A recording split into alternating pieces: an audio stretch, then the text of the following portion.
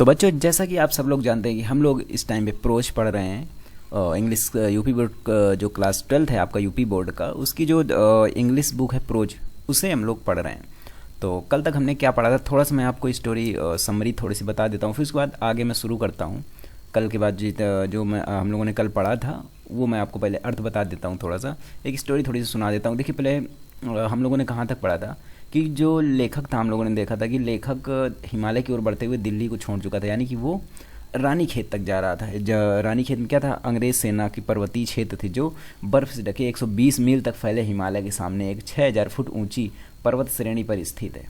उस रानी खेत के बारे में लेखक बात कर रहा है और वो वहीं जा रहा है। तो रास्ते में जब लेखक जा रहा है तो उसे बहुत सारे लोग मिलते हैं, जैसे सिख, मुस्लिम, हिंदू, सैनिक, व्यापारी, पुजारी है, बहुत सारे ढेर सारे लोग। जैसे आप लोग भी कभी जाते होंगे ट्रेन से, कभी आप लोग यात्रा करते होंगे तो आपको बहुत सारे लोग मिलते होंगे रास्ते में, भिन्न भिन्न प्रकार के, और होता ना मनी टाइप्स, ठीक है। तो इस टाइप के लोग आपको मिलते हैं वहाँ पर।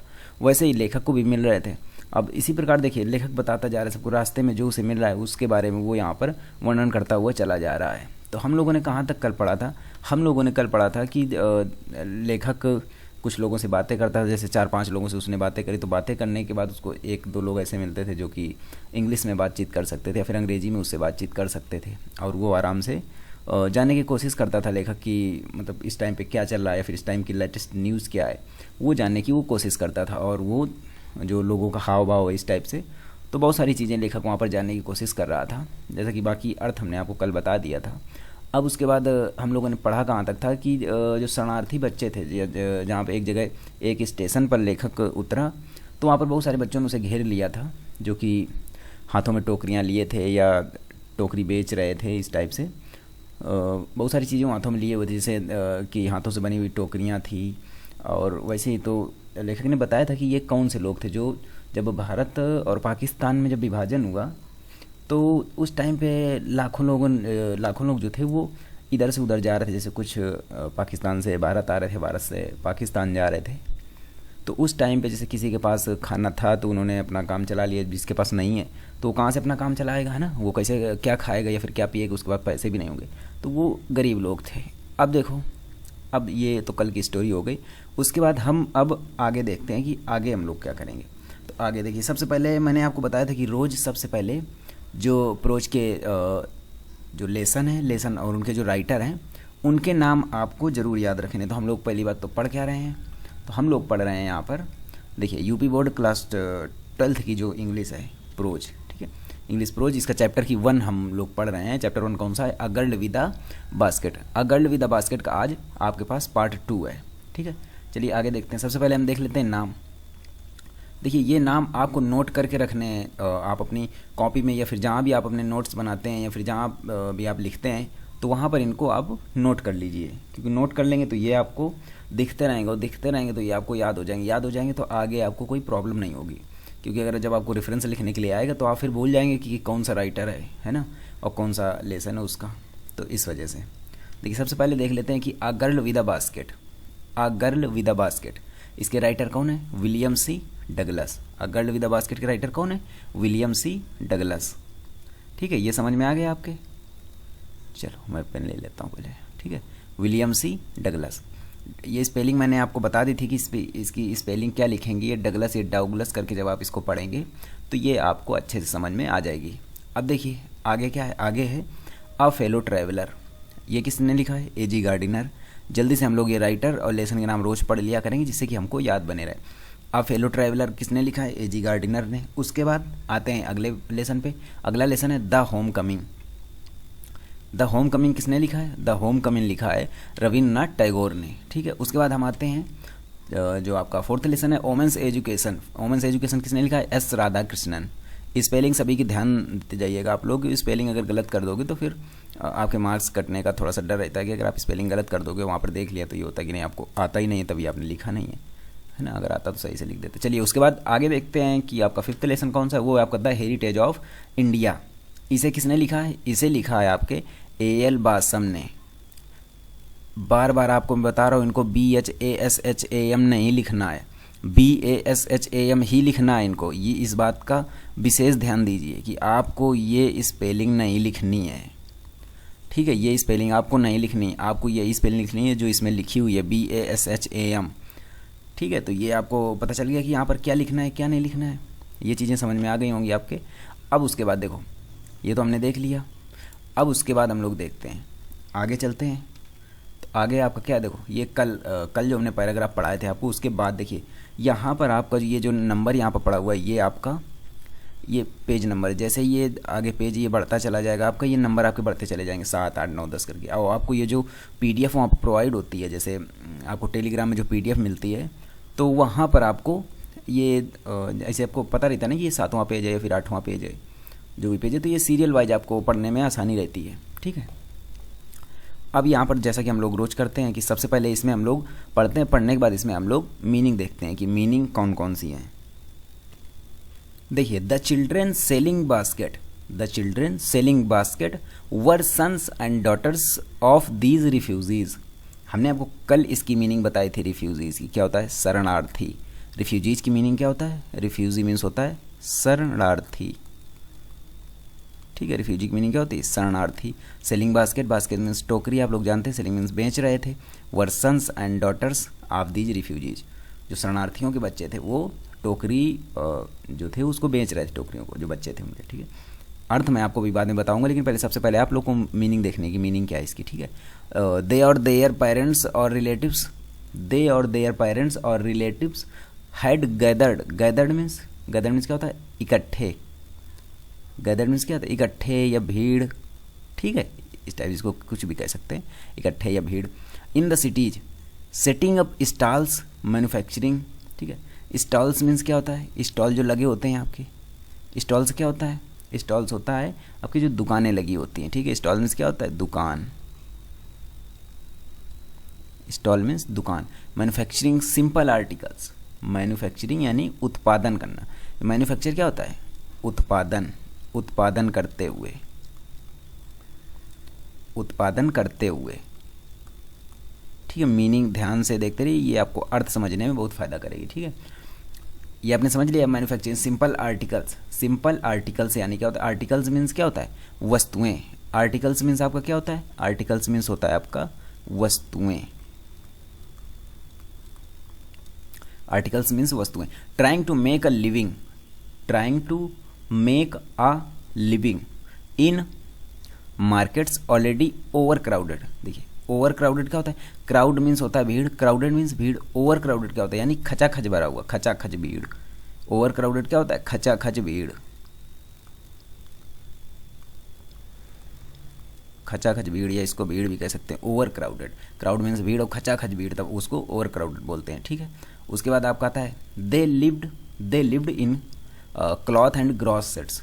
देखिए, क्लॉथ मीन्स तो कपड़े हो गए, सबको पता है, लेकिन उसके बाद आपका आता है कि ग्रास सेट्स क्या होता है, ग्रास सेट्स यानी घास की जो छाया होती है, छप्पर, जिसको क्या कहते हैं हम लोग जिसको कहते हैं छप्पर।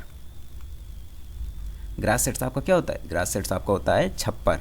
ठीक है, उसके बाद दैट लाइंड द स्ट्रीट्स, देखिए छप्पर तक हो गए। उसके बाद दैट लाइंड क्या होता है, पंक्तिबद्ध।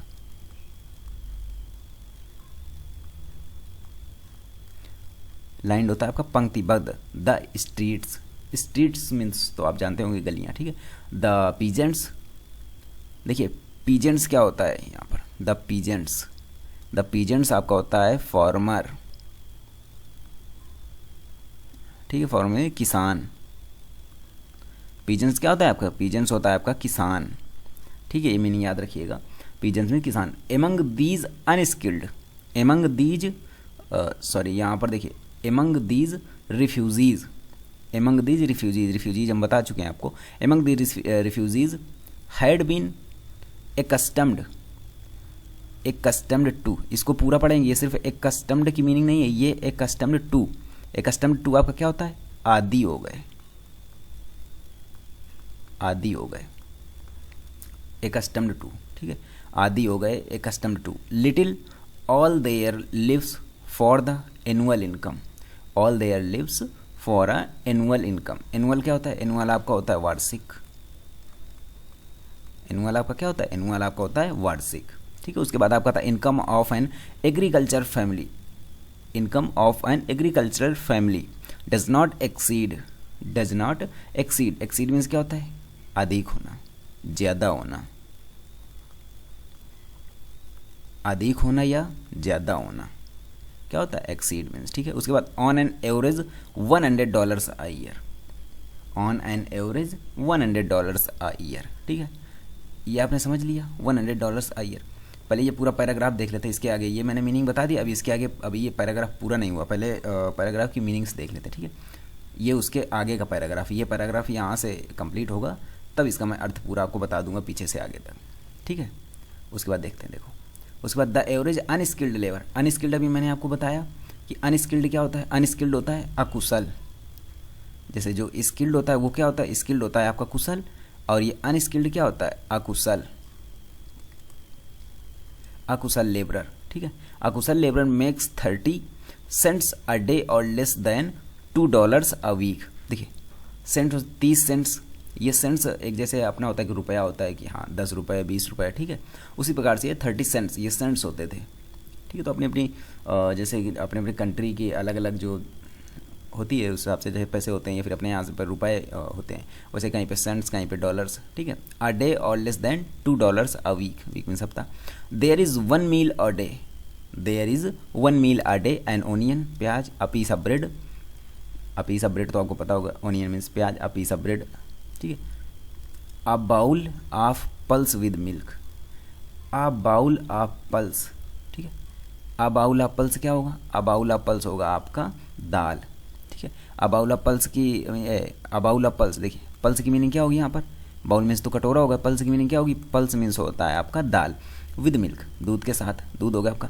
परहैप्स, ठीक है, perhaps a bit of goat cheese, perhaps, perhaps means क्या होता है, परहैप्स मीन्स होता है शायद, परहैप्स मीन्स शायद, perhaps a bit of goat cheese, goat means क्या होता है, सब लोग जानते हैं, गोट मीन्स बकरी, है ना।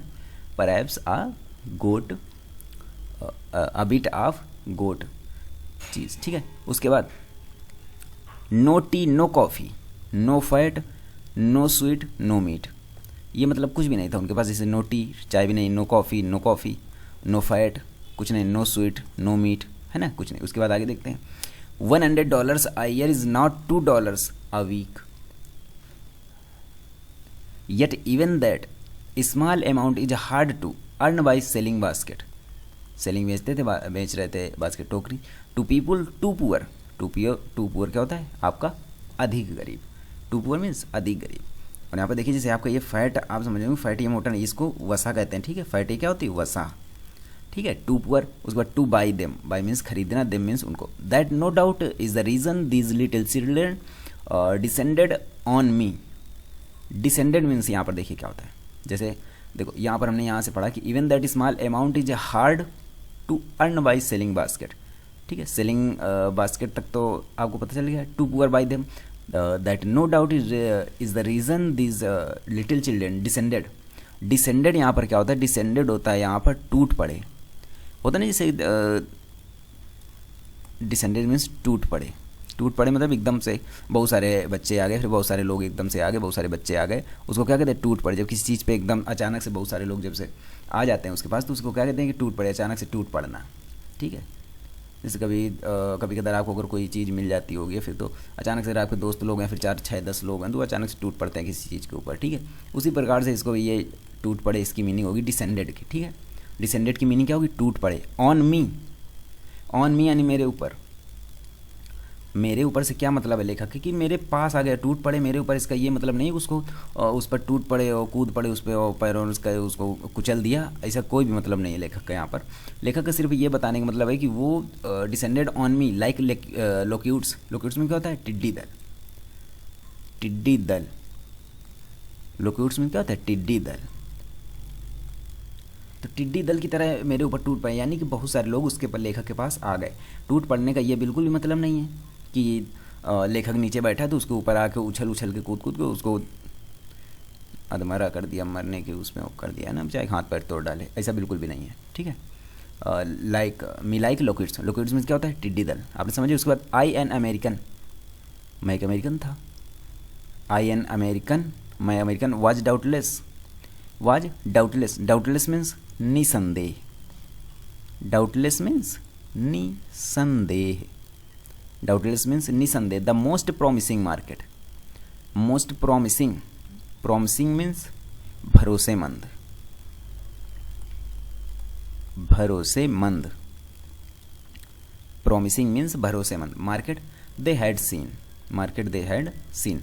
अब देखिए ये हम लोगों ने मीनिंग देख ली, उसके बाद अब हम लोग देखेंगे इसका अर्थ, ठीक है, कि इसका अर्थ क्या होगा। सबसे पहले हम लोगों ने इसकी मीनिंग देखी, अब मीनिंग देखने के बाद अर्थ देखिए। ऐसे क्या होता है ना कि मीनिंग, भाई पहले हम लोगों ने मीनिंग देख ली, उसके बाद फिर अब हम लोग अर्थ देखेंगे, तो उससे ज़्यादा समझ में आता है। अब ये मीनिंग आप लोग लिख लेना, और इसकी जो पीडीएफ आपको मिलेगी उसमें आपको मीनिंग लिखी लिखाई मिलती है। आप लोगों ने देखा होगा पीडीएफ में कि उसमें आपको वो ऑलरेडी प्रिंट होती है मीनिंग, ठीक है। ऐसे मैं आपको लिख के नहीं देता हूँ, ताकि अगर यहाँ पर अगर आपको कोई चीज़ समझ में नहीं आ रही तो वो आपको पीडीएफ में समझ में आ जाएगी, ठीक है। अब चलिए उसके बाद देखते हैं इसका अर्थ देखते हैं इसका, ठीक है। तो सबसे पहले क्या है कि the children selling basket were sons, यहाँ शुरू होता है, the children selling basket were sons and daughters of these refugees. टोकरियाँ बेचने वाले बच्चे इन्हीं शरणार्थियों के पुत्र पुत्रियाँ थे। कल हमने आपको बताया था ना कि यात्रा आरंभ करने के कुछ दिन पश्चात भूखमरी के कारण वे लोग सड़कों के किनारे गिर कर मरने लगे, और वो थोड़ा सा भोजन था, कुछ सामान था शीघ्र जिनका भोजन समाप्त हो गया वो मरने लगे। तो वही जो लोग थे उनके ही ये बच्चे थे, ठीक है। उनके ये जो बच्चे बचे थे वो बच्चे इन्हीं के थे। जो कुछ लोग मर गए तो मर गए, जो बच गए उनके ये बच्चे थे, ठीक है। आगे देखते हैं। दे और देयर पेरेंट्स और relatives had gathered in the cities. वे या उनके माता पिता या रिश्तेदार नगरों में एक हो गए थे, मतलब गैदर्ड यानी इकट्ठे हो गए थे, नगरों में इकट्ठे हो गए थे। उसके बाद setting up stalls manufacturing simple articles trying to make a living in markets already over crowded. छोटी खुली दुकानें लगाकर और साधारण वस्तुओं को बनाकर उन बाजारों में जहां पहले से ही अत्यधिक भीड़ थी, ऑलरेडी ओवर क्राउडेड, जहां पहले से ही खचाखच भीड़ थी, अत्यधिक भीड़ थी। दे lived in cloth and groceries that line the streets, ठीक है। दे lived in cloth and groceries that line the street. यहाँ तक हमने देख लिया। देखो इसका क्या अर्थ होगा यहाँ से, दे और देयर पेरेंट्स, ये वे या उनके माता पिता या रिश्तेदार नगरों में इकट्ठे हो गए थे, छोटी खुली दुकानें लगाकर और साधारण वस्तुओं को बनाकर उन बाजारों में जहां पहले से ही खचाखच भीड़ थी, पहले से ही अत्यधिक भीड़ थी, जीविका कमाने का प्रयत्न कर रहे थे। क्या कर रहे थे? जीविका कमाने का प्रयत्न कर रहे थे, ठीक है। उसके बाद आगे देखते हैं कि they lived in cloth and grasses that lined the streets. वे कपड़े तथा घास से बनी झोपड़ियों जिनकी गलियों में कतारें लगी हुई थी में रहते थे। देखो they lived in cloth and grasses that lined the streets. वे कपड़ों तथा घास से बनी झोपड़ियों जिनकी गलियों में लंबी कतारें थे उसमें रहते थे। जो लंबी गलियों में लंबी कतारों में बनी थी, कुछ कपड़े की झोपड़ियाँ, कुछ घास की झोपड़ियाँ, उन्हीं में वो रहते थे। उसके बाद आगे देखते हैं, ठीक है। द पीजेंट्स एमंग, देखिए the peasants among these refugees, ये शरणार्थी जो छोटे किसान थे। द पीजेंट्स मैंने आपको किसान बताया था। The peasants among these refugees had been accustomed to little all their lives for the annual income of an agricultural family does not exceed on an average $100 a year. इसका क्या अर्थ होता है इसका कि ये शरणार्थी जो छोटे किसान थे, जीवन भर थोड़े में जीवन निर्वाह करने के अभ्यस्त थे, एक्स्टम्ड टू आदी हो गए थे, थोड़े में जीवन निर्वाह करने के आदी हो गए थे, क्योंकि उनकी वार्षिक औसत आमदनी वर्ष में $100 से अधिक नहीं होती थी। यानी जो किसान थे वो गरीब किसान थे, तो वो आदी हो गए थे इस चीज़ के लिए, वो इस चीज़ के अभ्यस्त हो गए थे, क्योंकि उनकी जो वार्षिक आय थी या फिर जो उनकी एनुअल इनकम थी वो $100 से अधिक नहीं थी, ठीक है। उसके बाद चलिए आगे देखते हैं। आगे आते हैं कि the average unskilled labourer makes 30 cents a day और लेस देन $2 अ वीक। इसमें क्या बताया जा रहा है? इसमें बताया जा रहा है कि साधारण अकुशल मजदूर, कुशल नहीं, देखो यहाँ अनस्किल्ड लिखा हुआ है, तो साधारण अकुशल मजदूर प्रतिदिन 3 सेंट, 30 सेंट यानी 30 सेंट, प्रतिदिन 30 सेंट, ठीक है। 30 सेंट्स, ये यहाँ पर 30 है, ये 30 सेंट्स है, ठीक है। यहाँ पर ये 3 सेंट नहीं यहाँ पर, ठीक है। मेक 30 सेंट्स अ डे और लेस देन $2 अ वीक, ठीक है। प्रतिदिन 30 सेंट्स या सप्ताह में $2 से कम कमाता है, ठीक है। ये यहाँ तक होगा। उसके बाद there is 1 meal a day, दिन में एक बार भोजन मिलता है। क्या मिलता है भोजन? An onion, a piece of bread, a bowl of pulse with milk, perhaps a bit of goat cheese. क्या मिलता है? एक प्याज, एक रोटी, दूध के साथ एक कटोरी दाल और शायद थोड़ा सा बकरी के दूध का पनीर। ठीक है, यहाँ पर क्या नहीं मिलता उनको? नो टी, क्या नहीं मिलता? No tea, no coffee, no fat, no sweet, no meat, है ना? नो, न चाय, न कॉफ़ी, न चिकनाई। चिकनाई ये फैट का मतलब घी, वसा, घी आदि। तो न चाय, न कॉफ़ी, न चिकनाई, न मिठाई, न गोश्त, कुछ नहीं मिलता उनको। ठीक है, $100 a year is not $2 a week। ठीक है, $100 a year is not $2 a week। एक वर्ष में $100 से सप्ताह में $2 भी नहीं होते। समझ रहे हैं ना आपकी? एक वर्ष में $100 से सप्ताह में $2 भी नहीं होते। Yet even that small amount is hard to earn by selling baskets to people too poor to buy them. ठीक है, अब इसका अर्थ क्या होगा? देखो, उसके पहले ये बताया कि एक वर्ष में $100 से सप्ताह में $2 भी नहीं होते, फिर भी इतना थोड़ा सा धन उन लोगों को टोकरियां बेचकर नहीं कमाया जा सकता था जो स्वयं इतने गरीब हैं कि टोकरियां नहीं खरीद सकते। भाई वहीं पे वो गरीब लोग जब सभी वहीं पर रह रहे हैं, सभी बना रहे हैं, तो वो आपस में टोकरियों को बेचकर उतना धन नहीं कमा सकते, क्योंकि वो खुद इतने गरीब हैं कि वो खरीदेंगे कहाँ से। ठीक है, उसके बाद देखते हैं that no doubt is the reason this little children descended on me like locusts I an American was doubtless the most promising market they had seen. ठीक है, तो निसंदेह यही कारण था कि बच्चे भी नहीं टूट पड़े थे, बिल्कुल टिड्डी दल की तरह लेखक के ऊपर टूट पड़े थे। तो निसंदेह यही कारण है कि ये छोटे बच्चे मेरे ऊपर टिड्डियों की भांति टूट पड़े। उनकी नज़र में एक अमेरिकी होने के कारण निसंदेह मैं सर्वाधिक आशाजनक खरीदार था। भाई उनकी नज़र में क्या था कि ये एक अमेरिकन था, तो निसंदेह उनकी नज़रों में ये सर्वाधिक आशाजनक खरीदार था कि नहीं, ये तो मेरी टोकरियों को खरीद ही लेगा, क्योंकि ये एक अमेरिकन है, ये अंग्रेज है, तो इसके पास पैसे भी बहुत सारे होंगे, तो ये मेरी टोकरियों को क्या कर लेगा? ये मेरी टोकरियों को ज़रूर खरीद लेगा, अवश्य खरीद लेगा मेरी टोकरियों को। ठीक है, चलिए उसके बाद अब आगे देखते हैं। ये यहाँ तक पैराग्राफ का अर्थ आपको समझ में आ गया हो। उसके बाद आगे हम लोग देखते हैं कि आगे कौन सा पैराग्राफ है। देखिए आगे क्या लिखा है कि I bought one टिनी basket for a few आनाज। देखिए यहाँ पर सबसे पहले हम देखते हैं आई बॉट वन टिनी, क्या लिखा है यहाँ पर? वन टिनी। टिनी क्या होता है? छोटी। टिनी क्या होता है? छोटी। टिनी बास्केट फॉर अ फ्यू अनाज। ये अनाज क्या है? देखिए जैसे पहले आना चलते थे, आने, जैसे 8 आने, 4 आने, 16 आने। 16 आने में 1 रुपये होता है, 8 आने करके 8 आने होते हैं, तो 8 आने 2 8 आने मतलब 16 आने। 16 आने नहीं 1 रुपये। तो पहले ये आना चलते थे, उसी को ये लेखक कह रहा है कि I bought one टिनी basket for a few अनाज।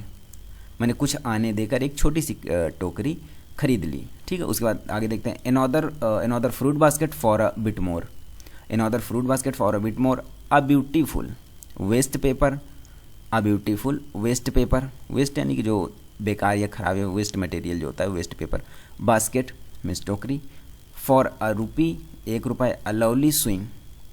A lovely swing. स्विंग क्या होता है? स्विंग होता है सिलाई। स्विंग क्या होता है? सिलाई। Basket for a rupee. A few fans. Fans क्या होता है? पंखे। फॉर एन आना और 2 a piece. For an anna और 2 अ पीस। ठीक है, उसके बाद माई आर्म्स वर फिल्ड। मेरी बाहें फिल्ड भर गई थी, यानी भर चुकी थी। And I had not spent 50 cents. और मैंने अभी 50 सेंट्स भी नहीं अपने स्पेंड किए थे। ठीक है, इसके बाद इसका अर्थ बताते हैं अभी आपको। द चिल्ड्रन पास्ड इन यानी गुजरे। पास्ड इन या गुजरे या चले गए या कुछ भी इसको आप कह सकते हैं। ठीक है, children passed in shouting their wares. Shouting their wares. Wares क्या होता है? माल, सामान। वेयर्स क्या होता है? सामान। वेयर्स सामान। साउटिंग देयर चिल्लाते हुए। साउटिंग मीन्स चिल्लाते हुए, देयर सामान। आई was a prisoner. I was a prisoner. Shouting यानी चिल्ला रहे थे। ठीक है, चिल्ला रहे थे, देयर सामान। सामान के इसका मैं अभी अर्थ बताऊंगा तब आपको समझ में आ जाएगा। अभी आप मीनिंग समझिए। आई was a prisoner. Prisoner means क्या होता है? प्रिजनर मीन्स होता है कैदी। ठीक है, प्रिजनर मीन्स क्या होता है? प्रिजनर मीन्स होता है आपका कैदी। उसके बाद एक completely surrounded. Completely surrounded. Surrounded means घिरा हुआ। अब लेखक यहाँ पर घिरा हुआ था ना बच्चों से, तो वही सराउंडेड, घिरा हुआ। Enable to move. अनेबल यानी कि एबल नहीं था, वो बिल्कुल भी मुंह हिल नहीं सकता था। ठीक है, उसके बाद आगे का देखते हैं इसी पैराग्राफ का आगे का part. The most diligent. The most diligent. Diligent क्या होता है? डिलीजेंट होता है आपका, मोस्ट डिलीजेंट आपका होता है मेहनती। डिलीजेंट की मीनिंग क्या होती है? मेहनती या परिश्रमी। अग्रेसिव, अग्रेसिव क्या होता है? आक्रामक, आक्रामक। अग्रेसिव क्या होता है? आक्रामक। उसके बाद वेंडर, वेंडर यानी विक्रेता।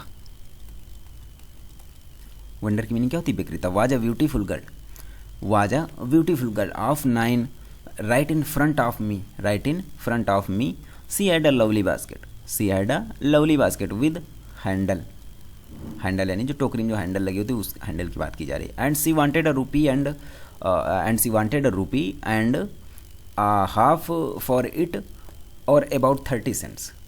ठीक है, 30 सेंट्स हो गए। She was an earnest pleader, earnest pleader क्या होता है? लगन से अपनी पक्ष रखने वाली। अर्नेस्ट प्लीडर की जो मीनिंग होती है वो क्या होती है? लगन से अपनी पक्ष रखने वाली। अर्नेस्ट प्लीडर, लगन से अपनी पक्ष, जैसे बहुत ज़्यादा कृतज्ञ हो गया, यानी कि बहुत अच्छे तरीके से अपने पक्ष को रखने वाली, तो लगन से अपने पक्ष को रखने वाली। लगन से क्या? अपने पक्ष को रखने वाली। इसका अर्थ यही होगा, अर्नेस्ट प्लीडर का पक्ष, लगन से अपने पक्ष को रखने वाली, रखने वाली। ये चीज़ आपकी समझ में आ गई, लगन से अपने पक्ष को रखने वाली। उसके बाद देखते हैं, there were tears in her eyes, tears means आंसू थे, इन हर आइज उसकी आंखों में। She pleaded, she pleaded and begged. देखिए, सी प्लीडेड, प्लीडेड क्या होता है? प्लीडेड मीन्स होता है वकालत की, प्लीडेड मीन्स क्या होता है? वकालत की। प्लीड की मीनिंग क्या होती है? वकालत की। And begged in tones, and begged in tones, begged means क्या होता है? विनती की, बेग्ड मीन्स विनती की।